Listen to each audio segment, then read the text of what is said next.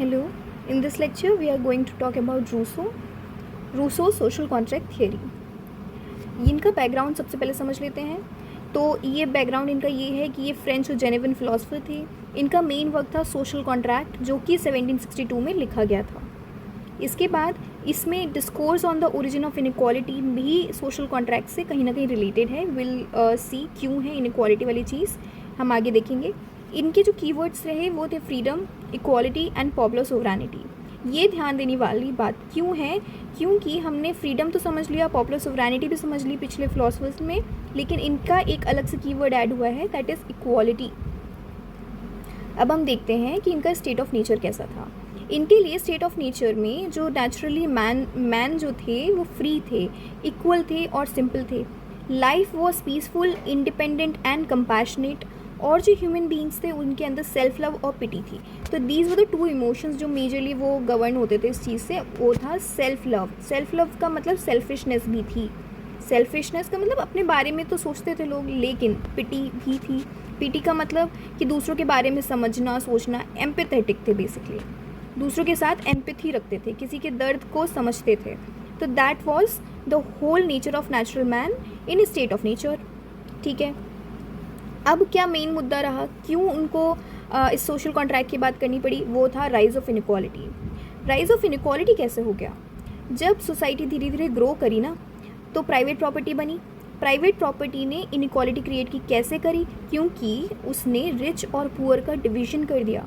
और जब रिच और पुअर का डिवीज़न कर दिया तो एक डोमिनेशन बन गया रिच का पुअर के ऊपर. तो नेचुरल फ्रीडम जो था वो डिस्टर्ब हो चुका है.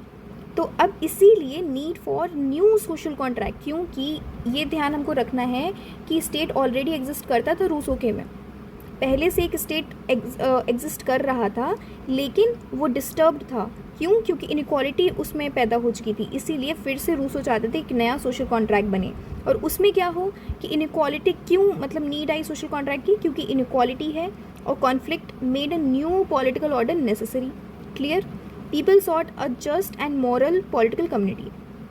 उनको चाहिए कि उनके हित की भी तो बात हुई, क्योंकि रिच लोग जो थे वो तो अपने हित की बात करने लगेंगे ना.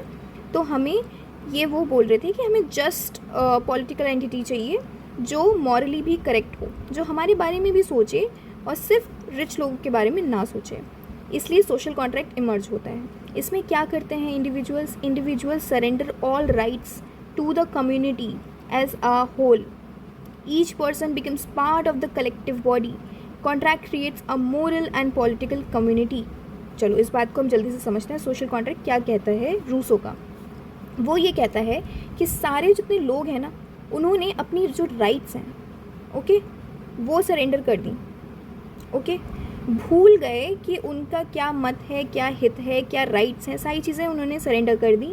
और जो हर पर्सन है वो ऐसे सोचने लगा कि अगर हम एक ग्रुप होते तो सबके लिए क्या अच्छा होता. उन्होंने इंडिविजुअलिटी छोड़ दी. ओके, इंडिविजुअलिटी उन्होंने छोड़ दी और वो अपने आप को एक ग्रुप की तरह देखने लगे. इसी वजह से उन्होंने कलेक्टिव गुड के बारे में सोचना शुरू कर दिया. ओके, कलेक्टिव गुड के बारे में जब उन्होंने सोचना शुरू कर दिया तो उनका जो कॉन्ट्रैक्ट हुआ कैसे हुआ, उन्होंने जब सबके बारे में सोचा तो एक मॉरल चीज़ आई उनके दिमाग में और पॉलिटिकल कम्युनिटी के बारे में सोचना शुरू किया.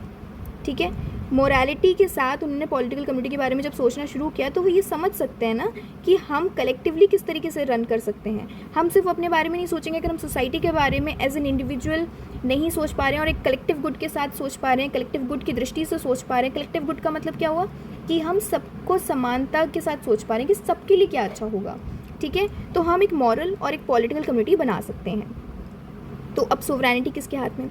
Sovereignty belongs to the people now. ठीक है, sovereignty belongs to the people. Now people are sovereign here. It is inalienable and indivisible. Now people are absolute.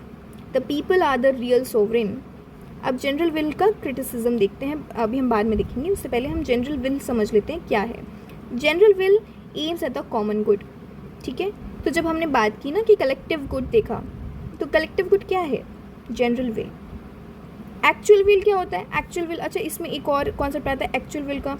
Actual will क्या हो गया कि एक इंडिविजुअल की जो विल हुई अकेले की. जनरल विल क्या हुआ? जनरली एक सोसाइटी में क्या विल हुई. जनरली अगर हम बहुत सारे लोगों को देखें जनरल टर्म्स में एक विल क्या हुई, that is the collective good. General will aims to aims at the common good, it is superior to the private interest, obedience to general will is true freedom. Okay, क्योंकि ये पूरे society को अपने दिमाग में रख के लोगों ने बनाया है। चलो अब इसका क्रिटिसिज्म जल्दी से देख लेते हैं। There is no clear institutional mechanism exist to identify the general will. हाँ, एक ये प्रॉब्लम ज़रूर आ जाती है कि जब जनरल विल कोई आइडेंटिफाई भी कर रहा है ना, तो क्या पता कि आपका जनरल विल गलत हो। Obviously everybody could think differently, right. तो जनरल विल का कोई इंस्टीट्यूशनल मैकेनिज्म नहीं था कि अच्छा आपको ये प्रोसेस करके ही जनरल विल निकालना है, आपको बस सोचना है और अपना आंसर दे देना है। सो ये क्रिटिसिज्म है और वैलिड क्रिटिसिज्म है ऑब्वियसली। अच्छा, गवर्नमेंट के बारे में देखते हैं। Government is only an agent of the people.